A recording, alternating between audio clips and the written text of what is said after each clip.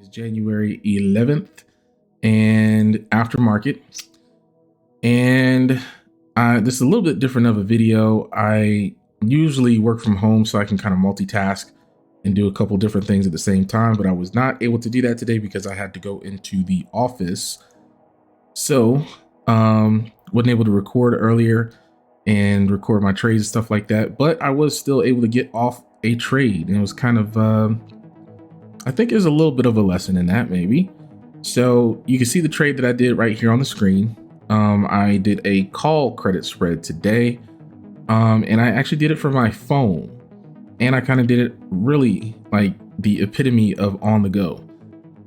So this call credit spread I got at $39.80. I got 20 cents for it, so $20, and I bought it right here in the middle of this bar. I remember this bar. So the market was at 39, 40 ish, something like that. And this is all I had to go on at the time. So not too much. But the reason I did that is, first of all, the distance from the market and the expected move was pretty wide. So I was able to get a pretty good distance from the market, but that was not, the perfect setup.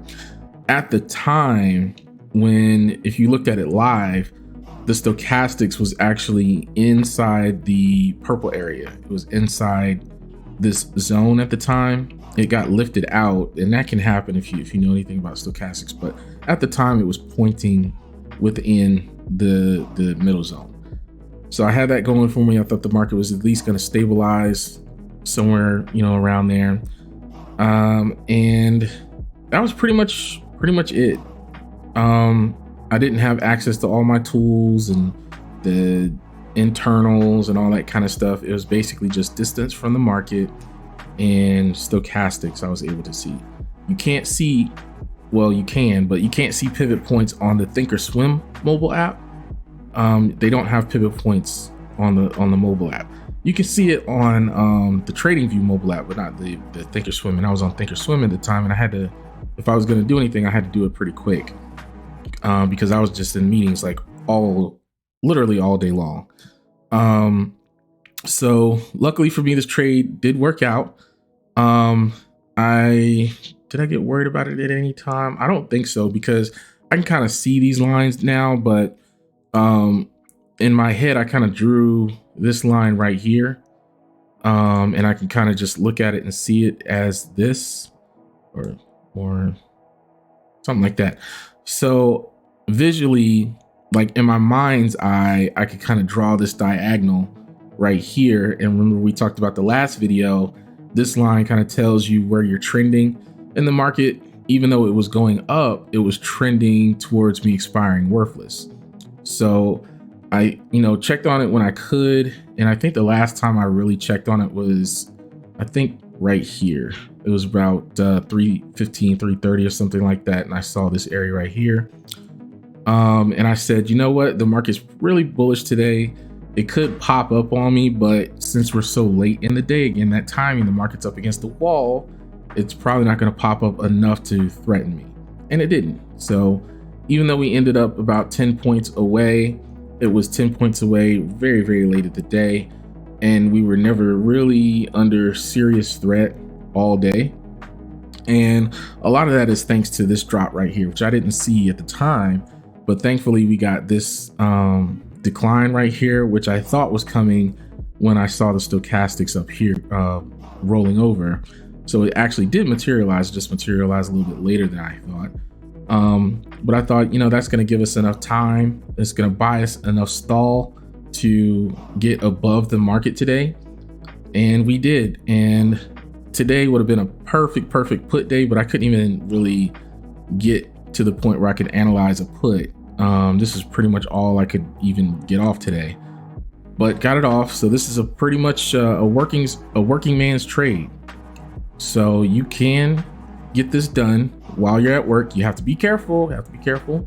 And you want to have some things under your belt first. You want to have your rules kind of nailed down if you're going to be doing this stuff on the fly, but you can do it. I did set an alert for 20 points away.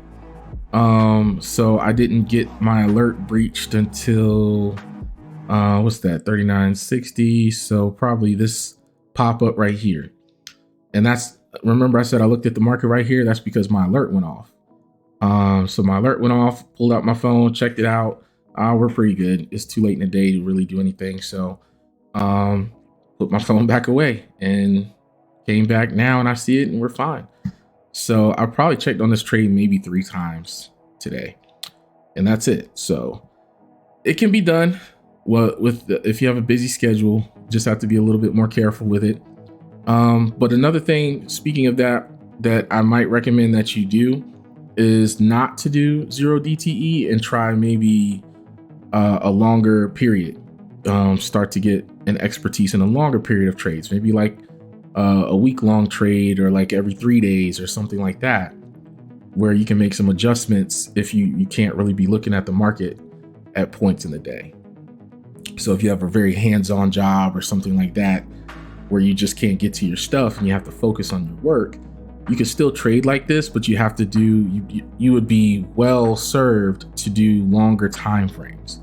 Back in the day, all we had was 30-day once per month expirations. That's the expiration, the standard expiration is the Friday of every month. That's the standard expiration. So you didn't used to have even weekly options back in the day.